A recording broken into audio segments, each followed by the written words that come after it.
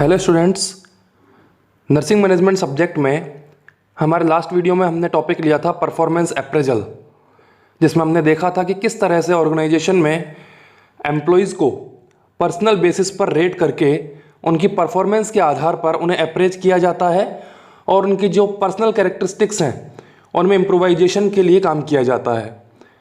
आज हम performance appraisal का सेकेंड पार्ट लेकर आए हैं।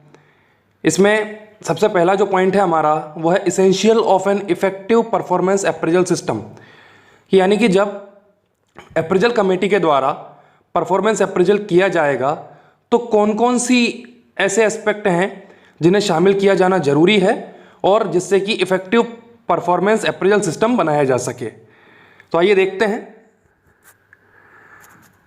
To be effective a performance appraisal system should satisfy the following requirements. एक अप्रेजल सिस्टम को प्रभावी बनाने के लिए कुछ चीज़ों को इसमें शामिल होना जरूरी है। इसमें सबसे पहला है म्यूचुअल ट्रस्ट, यानी कि एक दूसरे के बीच में ट्रस्ट होना जरूरी है। An atmosphere of mutual trust and confidence should be created in the organisation before introducing the appraisal system. Appraisal system को इंट्रोड्यूस करने से पहले जो ऑर्गेनाइजेशन है उसके अंदर सभी के बीच में एक म्यूचुअल ट्रस्ट होना चाहिए, क्योंकि एम्प्लॉय को भी ये लगना चाहिए कि ऑर्गेनाइजेशन की जो कमेटी है वो रिलायबल है, उसकी परफॉर्मेंस को सही आधार पर रेट किया जा रहा है। इसलिए म्यूचुअल ट्रस्ट और कॉन्फिडेंस ऑर्गेनाइजेशन के सभी एम्प्लॉयज में होना बहुत जरूरी है। सेकंड जो चीज़ है वो है clear objective. The objective and usages of performance appraisal should be made clear and specific. जो ऑब्जेक्टिव है जिसके लिए परफॉर्मेंस अप्रेजल सिस्टम यूज किया जा रहा है वो क्लियर होना चाहिए और ये विजन होना चाहिए कि किसके आधार पर हम अप्रेजल कर रहे हैं। थर्ड है इसमें standardisation. Well defined performance factors and criteria should be developed.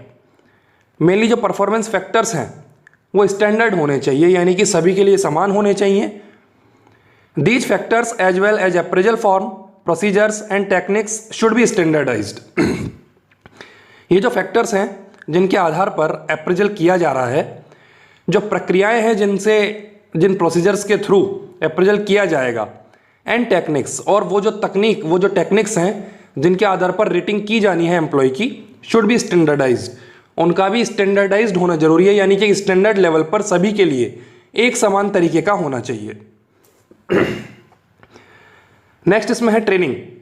Evaluators should be given training and techniques of appraisal. जो इवेल्युएटर्स परफॉर्मेंस अप्रेजल सिस्टम में रेटिंग करेंगे उनको वेल ट्रेंड होना चाहिए, उनको ट्रेनिंग दी जानी चाहिए और अप्रेजल की टेक्निक के बारे में उन्हें ट्रेन किया जाना चाहिए।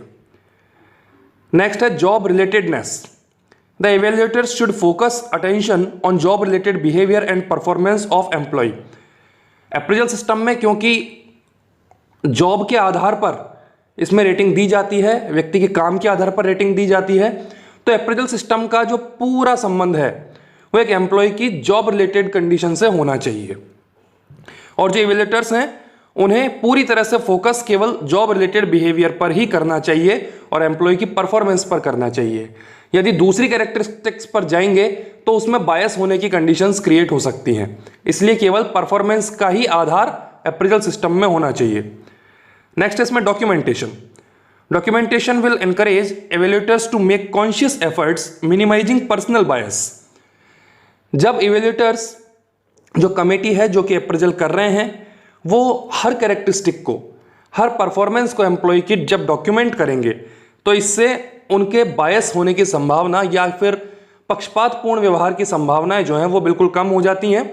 इसलिए डॉक्यूमेंटेशन होना एक अप्रेजल सिस्टम के लिए बहुत ही जरूरी है। नेक्स्ट है इसमें feedback and participation. The employee should actively participate in managing performance and in the ongoing process of evaluation.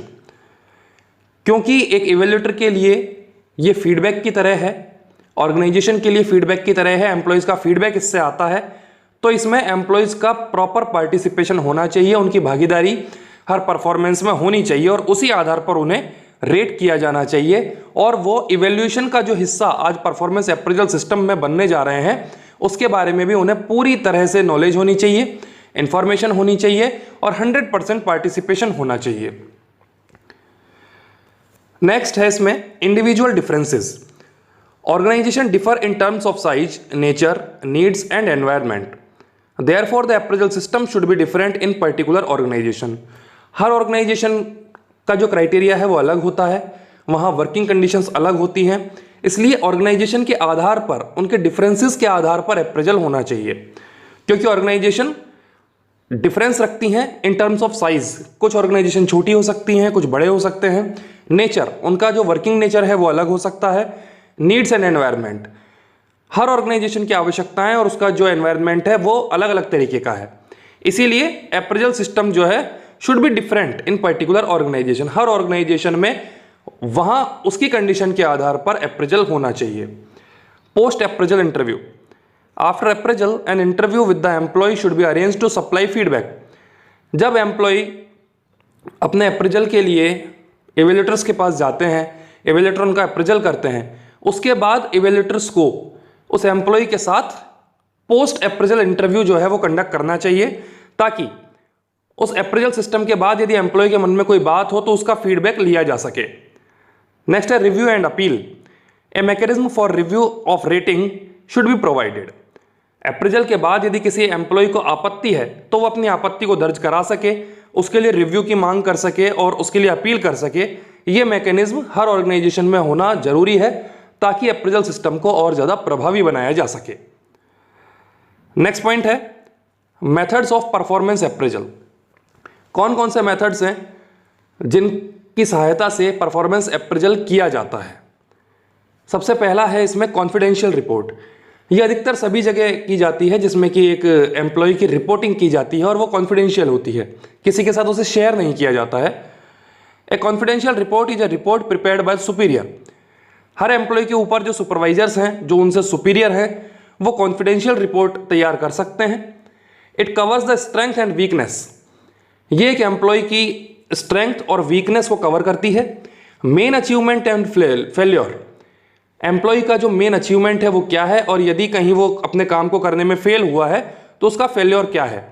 Personality and behaviour of the employee, और इसमें एम्प्लॉय की पर्सनैलिटी और बिहेवियर को भी एसेस किया जाता है और इस आधार पर कॉन्फिडेंशियल रिपोर्ट तैयार की जाती है और कॉन्फिडेंशियल रिपोर्ट के आधार पर एक एम्प्लॉय का परफॉर्मेंस जो है उसको अप्रेजल के लिए नोटिस किया जाता है। सेकंड मेथड है फ्री फॉर्म और acai method. Under this method the evaluator rights a short acai on the employees performance on the basis of overall impression. इस मेथड में इवेल्युएटर उस एम्प्लॉय के परफॉर्मेंस के बारे में शॉर्ट असाई यानी कि अपने शब्दों में लिखते हैं और उसका आधार जो होता है वो उस एम्प्लॉय की ओवरऑल इंप्रेशन होती है, यानी कि उसमें उस एम्प्लॉय के काम करने का तरीका आ सकता है, उसकी पर्सनैलिटी आ सकती है, उसका बिहेवियर आ सकता है, उसके फेल्योर आ सकते हैं और उसके अंदर जो एबिलिटीज है, जो उसका पोटेंशियल है, वो सारा कुछ असाई मेथड में इवेल्युएटर्स लिख सकते हैं। नेक्स्ट है straight ranking method. In this technique the evaluator assigns relative ranks to all the employee in the same work unit doing the same job. Straight ranking में एम्प्लॉयज को पूरी unit को एक ही काम देना है, एक ही समय में काम देना है और उसके आधार पर उनको रैंकिंग देनी है। तो देखिए इन दिस टेक्निक, इस तकनीक में the evaluator assigns relative ranks. जो इवेल्युएटर है वो सभी एम्प्लॉयज को रैंक्स देते हैं इन द सेम वर्क यूनिट, एक ही वर्किंग यूनिट में डूइंग द सेम जॉब, जिन्होंने एक जैसा ही काम किया है। उस आधार पर उन्हें रेट किया जाता है कि किसने बेटर काम किया है, किसने एवरेज काम किया है और किसने पुअर परफॉर्मेंस दी है। नेक्स्ट मेथड है paired comparison method. In this each employ is compared with all the others eight A time.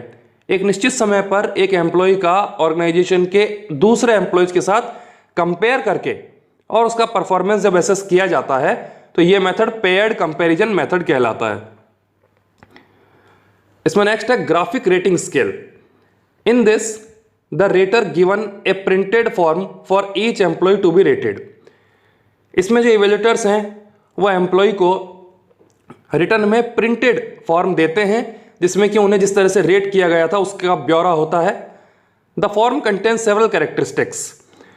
ये जो फॉर्म है इसमें कुछ विशेष जो हैं वो विशेषताएं होती हैं relating to the personality and performance of employee. इसमें मेनली एम्प्लॉय को उसकी पर्सनैलिटी और परफॉर्मेंस के बारे में जो रेटिंग दी गई है उसके बारे में बताया हुआ होता है।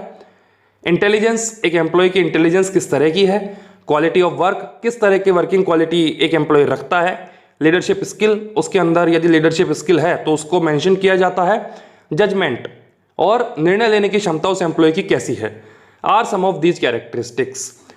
ये सब कुछ विशेषताएं होती हैं जिन्हें कि एक प्रिंटेड फॉर्म में रेटिंग के थ्रू एक एम्प्लॉय को बताया जाता है ताकि आगे वो फ्यूचर में और अच्छा करने का प्रयास करे और उसे अपनी गलतियां और अपने अचीवमेंट के बारे में पता चले।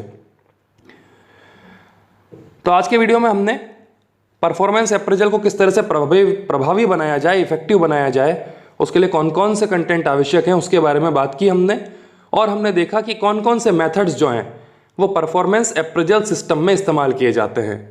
आज ही हमारा टॉपिक कंप्लीट होता है। इस वीडियो में इतना ही। थैंक्स।